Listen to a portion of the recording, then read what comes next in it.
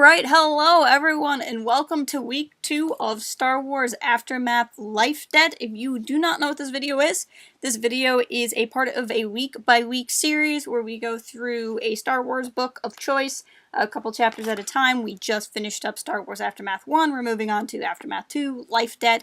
Please click here if you want to get caught up on the first book, and you can click on the card after that to take you back to the beginning if you want to see last week's episode where we began this book. But with that, we have so much to talk about. We are only talking about Chapter 3 and an interlude, but frick, Chapter 3 had a lot of stuff in it that I really want to talk to you guys about, so we should just go ahead and get started.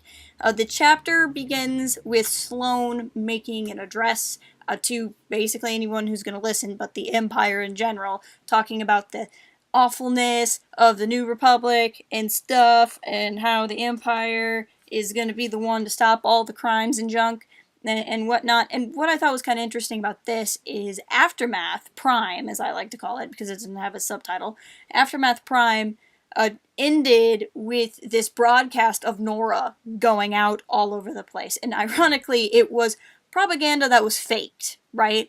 Going out all over the place. This book begins with Sloane making this propaganda message that's going to go out all over the place. Just as a kind of historical note in Star Wars, if you want to know, Sloane is working with the OIP, which is the Office of Imperial Promotion, but it's also the Office of Imperial Promotion, Galactic Truth, and Fact Correction. That's a really interesting title, because you gotta love it anytime you need a department for truth and fact correction. But the OIP, it was built out of what they called CompNor, which was the Commission for the Preservation of the New Order. This is a group that the Empire had that basically served the same thing. And before that, CompNor was CompOr. I think it was just CompOr or something like that. It basically was a commission for the preservation of the Republic. So the Republic had a department like this too, and I kind of enjoyed this through line because you see CompOr and CompNor, and now this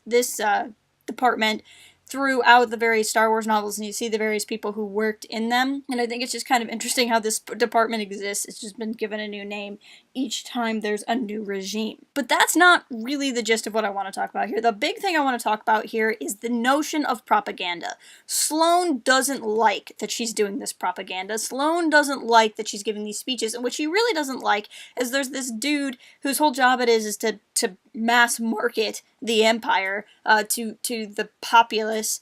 He comes up with these 3 posters, and these posters make the Empire look really, really good, and it makes the New Republic look really, really bad and evil. And, you know, it's New Republic soldiers in the shadow of a hut to imply that they're connected to crime, and that sort of kind of image play.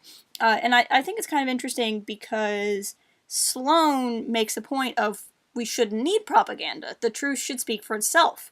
The New Republic is bad, and if we do military victories, you know, people know the New Republic's bad, and the truth should speak for itself. Now, what I think is interesting about this is Sloane is both right and wrong in this case.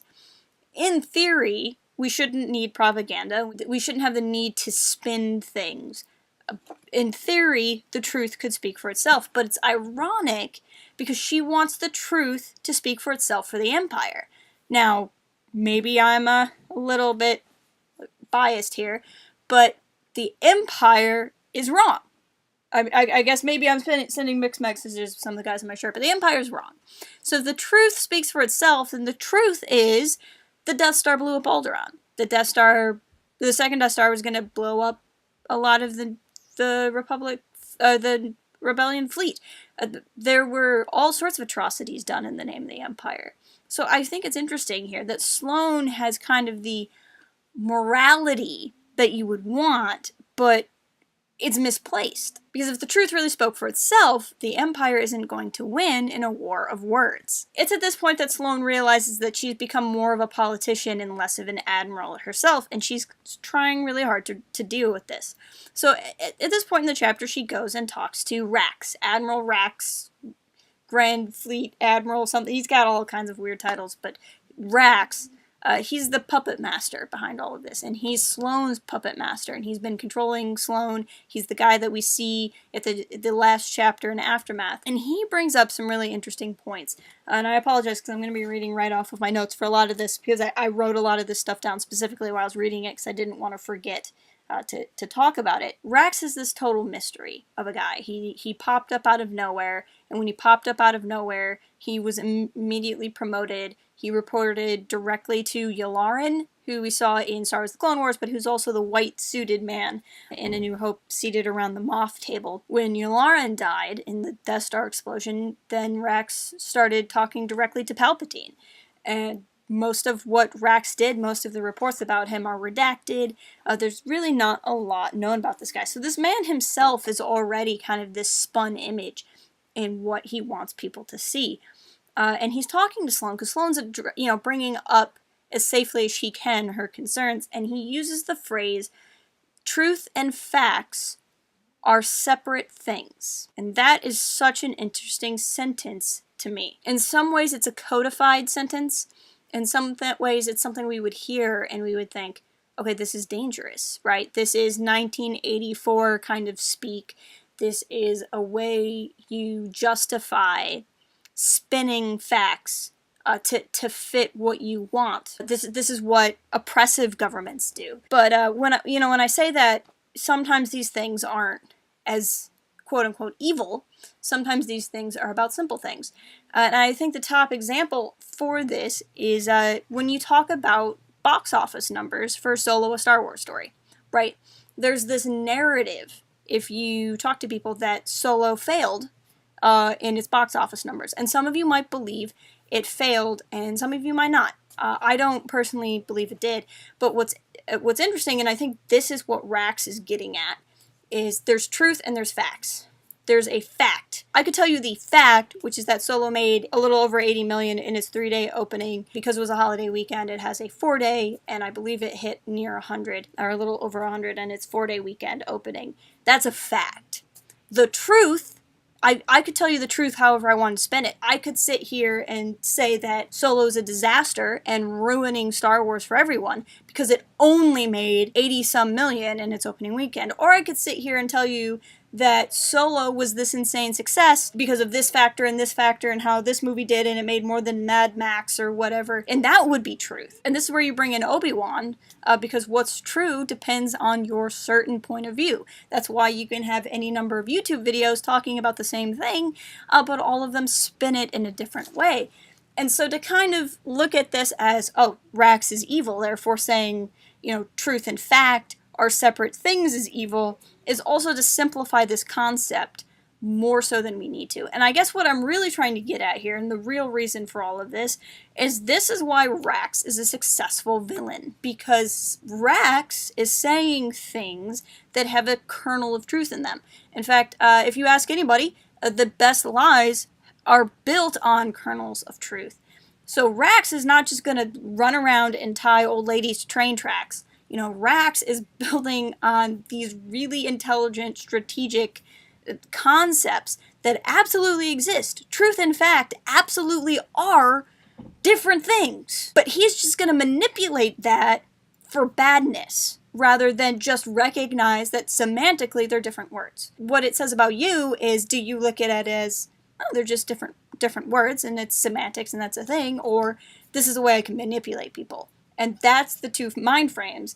Rax is in the I'm going to manipulate people mind frame, but it's important to kind of look at all the different directions something like this can go. To that point, I think it's important to remember, as I said earlier, that at the end of Aftermath, Nora and company got Akiva to rise against the satrapy and the Empire because of faked propaganda. They faked a tape. They faked Singer pretending to still be an Imperial, shooting Timon, a child, and sent that tape everywhere. And because of that, the good guys won. It worked, and it becomes this question of, do the means justify the end? That's another codified phrase that people often use, people like Anakin Skywalker himself would use to justify horrible, horrible things. Oh, but I'm doing it to save my wife, when really he's doing it to help himself. I guess I'm not trying to make a specific point I'm not trying to say necessarily what's right or wrong. I'm trying to say it's complicated.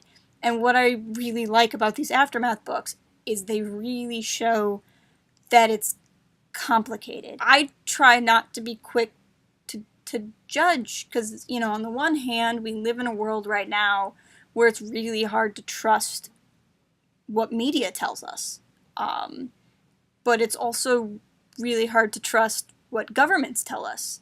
And when we're in that scenario, who do we listen to? This chapter, I feel like I could talk so much more about what's going to happen here. But it's going to continue to come up over the next 2 books. So if anything I just said is confusing or upsetting, I'm sorry. I'm happy to continue the conversation, because maybe I may just not be articulating it well at the moment, but this is the type of thing that I find really interesting. And one of the things I really like about the Aftermath books is it shows the complexity that sometimes our villains can be good, right? Like, Sloane is arguably a villain. She works for the bad guys. She wants to carry on the Empire. But it's clear she's not a terrible person, even though she's done terrible things. And then we've seen our heroes, who are good people, do bad things. And it's complex. The world is complex. But with that, let's actually carry on to the rest of it. So the other thing that's kind of going on here is Sloane feels much like this servant girl to Rax. You know, she's an admiral. She earned her way all the way up to where she's at, and Rax uses words like fetch, you know, go fetch Hux for me, and that sort of thing. And so she is uncomfortable with Rax. She's got a tiger by the tail. She wants to not upset him. She knows that he's potentially very worthy of the claim he has, but she also doesn't know. She doesn't trust him, but she doesn't want to move too quickly. So this is kind of the game she's playing. She has Ada back, so at the end of Aftermath, Ada was captured. We found out that Rax got Ada back for her, so we see the reach that Rax has, that he has all of these different connections. The Hux that she is sent to go fetch is Brindle Hux, who's the father of Armitage Hux. Armitage Hux is the Hux that we know from the sequel trilogy. So the son that's talked about in this chapter is Hux from the films, played by Domhnall Gleeson. So this is his daddy, who is also kind of a big deal in the Phasma novel, which you can see behind my head. And then the other big problem that Sloane has is that Rax is trying to put together this Shadow Council. So instead of ruling the Empire outright, he wants to have this council of people that no one's heard of. And she kind of talks about, you know, for all the rumor and misunderstandings that people had about Palpatine, at least Palpatine ruled from the public. Little does she know, of course. There's a lot of interesting things going on here. And ultimately, behind Rax's back, Sloane sends Ada off to help her. Sloane is eventually going to go off on her own to try to learn more about Rax, figure out what he's up to, and she's going to enlist the help of Mercutio Swift. Mercutio Swift was the bounty hunter who fought Dengar in Aftermath 1. So we're seeing kind of like this connection again on how these interludes get pulled into the main story. And with that, we're going to hit the first interlude of the book, which is on Volusia, and we're going to actually have the reverse of what we just saw, where we're going to have something that was a main story get put into an interlude. So this interlude is about Mon Mothma and Princess Leia, and they go to this planet and they talk to Masameda. Masameda is the administrator of the remaining empire. He's come to surrender himself. This scene actually, weirdly enough, even though it has nothing to do with it, makes me think of Pirates of the Caribbean, where they're standing on the beach and Davy Jones is in the bucket because he has to stay in water. I don't know why, I just always get that I don't think the scenes are related at all, but I always get that mental image whenever I read this part of the book. But this is an interesting play on their part. So Masameda is the figurehead in charge of the empire as such that it remains on Coruscant, but he actually has no power. So he goes to surrender, but really he's surrendering because he's stuck in an office building on Coruscant with no power and doesn't do anything and he's afraid. And Mon Mothma and Leia realize this, and they actually tell him, we won't accept your surrender unless you have actual power to surrender the Empire, but you don't have power to surrender the Empire, so we don't want you. But if you get it, then we will arrest you. And they send him back. And the idea, I think, is that he's doing more damage to the Empire. The Empire's weaker under him than not under him. That's a ploy that's going to become a bigger deal as the book goes on. So this is another point where we're starting to see this new thread of the kind of state of the galaxy. I think it's really interesting reading through this, what gets put into an interlude and what gets put into the main story. You follow up this chapter where Rax tells, I didn't even get into a lot of this because I was talking about all these other things, but Rax goes on about how Sloane should study the opera and that in the opera, it's more about truth than facts, that it's more about swaying emotions and winning hearts than winning minds with facts, and that's this big deal. And so you've just had Rax explaining to Sloane how he's all about the image. And then you have Mon Mothma and Leia who reject this surrender because they don't want the image. They don't want the figurehead victory. They want the actual victory. And they're willing to forego the image that they could have had by arresting this major figurehead in turn for the fact that keeping him out there is actually going to help their cause. And so I think that was kind of interesting too, is you see the big bad, but then you see our real and true heroes doing this interesting thing. That's the polar opposite of everything we just heard the villains go on. So this whole book is just, everything's just this giant spider web, and it's this giant spider web in a great way, and I'm really enjoying discussing it. So I'm just going to go ahead and continue on, and we'll pick this up because these are threads that will come up again. For next week, let's read chapters 4 and 5.